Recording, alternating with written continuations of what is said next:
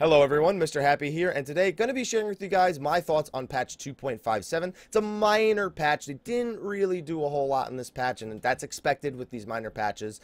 They just added echo, nerfed a few things, and added some very cool music at some place in the game. So let's get right into it. The first thing is they added 5% more echo to the final Coil of Bahamut. If you still haven't beaten turns 10 through 13, you now have another 5% to help you on top of that. But there were no more mechanical nerfs to the final Coil. It seems like they're not trying to do to the final Coil what they did to the second Coil, where they had so many bad phase transitions and things that they just felt like they had to fix in order for it to be beatable in the Duty Finder. Seems they have a bit more confidence that if you can get past turn 9 in the Duty Finder, you should do okay in the final Coil. Therefore, the only nerf has been in turn 13, and it was also a quality of life change where if you had so much damage that you could skip a third dragon, you could. Well, now you can. But that was a change from like 2-3 weeks ago, so other than that change, there's been no direct nerfs to the mechanics in the final Coil. The big change that came with this patch, though, is Steps of Faith. Now, a lot of us have nightmare stories about the Steps of Faith, whether we did it right when it came out or we're still trying to do it because the Duty Finder decides that they want to throw you in with people with the trial roulette, and those people leave immediately because they'd rather take a 30-minute hit than actually participate in this fight. In order to help people get through the 2.55 story and get into Heavensward, the fight has seen some significant nerfs. I actually went out of my way this morning to solo queue in as a ninja, and get my impressions of the fight. And I gotta say, it's a pretty significant nerf.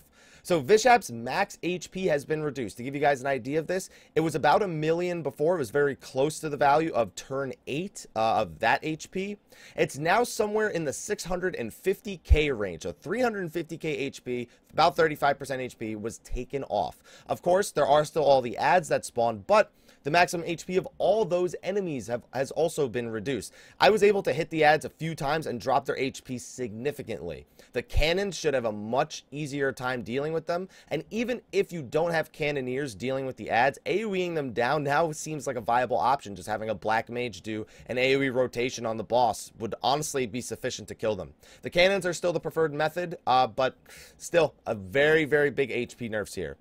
Now, on top of that, the damage dealt by their attacks has all been reduced. The thing I noticed the biggest difference in was probably the turtle mobs and, well, really all the big mobs. The little ones, yeah, they did a little bit less damage, but that really probably just didn't even do less damage because it only says certain enemies. The big ones that spawn, like the wyverns and the drakes and the turtle, those all did a lot less damage. Like the hard stomp AoE hit the group and I perfect dodged it, but it didn't seem like everyone else took that much damage. So again, much less of an issue now. Also, damage dealt by Vishap's underfoot attack, that's when he steps on you, that was nerfed significantly. It used to do about 6.5 to 7k damage. It now does somewhere in the 3 to 3.5k range. It still hurts and you should still avoid it, but it's definitely survivable now. If a melee hasn't done it before and they step in the wrong place, they should now understand that they now have had an opportunity to learn and see, hey, I died, or I didn't die, I took a big chunk of damage, let me not stand there next time.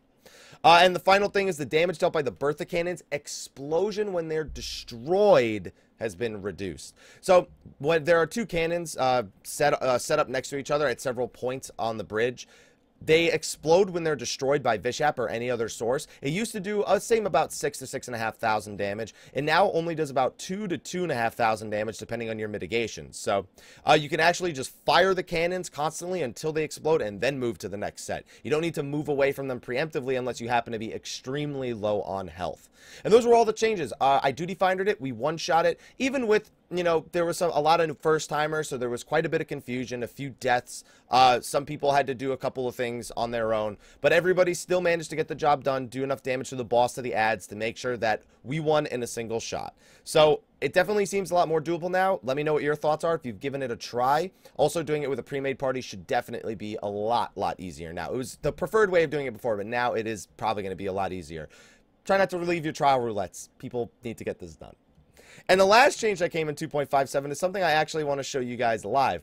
So I don't know if you guys have been following the official forums, but on the official forums, they posted that they were going to be adding the Primal music to the Primal mounts. Now, this was in response to how well it was received to have Terra's theme playing over the Magitech mount from Final Fantasy VI. So Sleipnir and all of the Extreme Primal mounts, other than Kieran and Nightmare, have all had the Primal themes added to the mounts. And I actually think it's interesting that they decided to give Sleipnir the Odin theme, because now I guess he's a little bit closer to being worth however much he's worth on the optional item store. That $24 now at least has some music to go with it. But real quick, I want to give you guys an example of what I mean by this. So, for example, I have 3 Primal ponies over here. I have Garuda, Titan, and Leviathan. I'm going to turn on my volume settings real quick, and then we are going to mount up. Let's get on Garuda's first. I'm not kidding. That's actually playing right now. That literally the Primal music plays. Now we get off of it. Music's gone. It adds a pretty epic feel to mining, right? You're going from mining node to mining node, and you're mounting up every time, and then all of a sudden it's just like Baranova It's so strange. It's honestly a little strange. I wonder if they're gonna add an option to turn it on and off, because it's kind of strange to have this playing just out in the middle of the world. And then Leviathan is the final example. I don't have a Sleipnir mount to show you guys that one, but everyone wanted it, so they decided to do it. It's very epic. It's pretty cool. And now if you own a Sleipnir mount, it's worth a little bit more to you.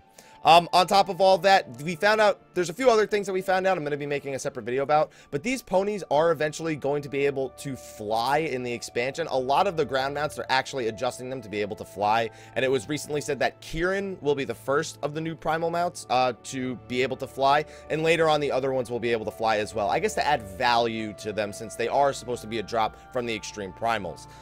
So I hereby announce that no longer will we call them ponies. As soon as they can fly, we will be calling them Primal Reindeer. On that note, I am going to just see myself out, because that was embarrassing. Anyway, thank you for watching. Hopefully, if you haven't beaten Steps of Faith, you'll be able to get in there. Final Coil, if you haven't beaten that yet, got 5% better odds of beating it now. And if you have an Extreme Primal mount, enjoy. But until next time, guys, I will see you with some more information. We have a lot of announcements that have happened in the past couple of days that I need to get on making videos for. So I'll see you guys in the next video. Until then, take care.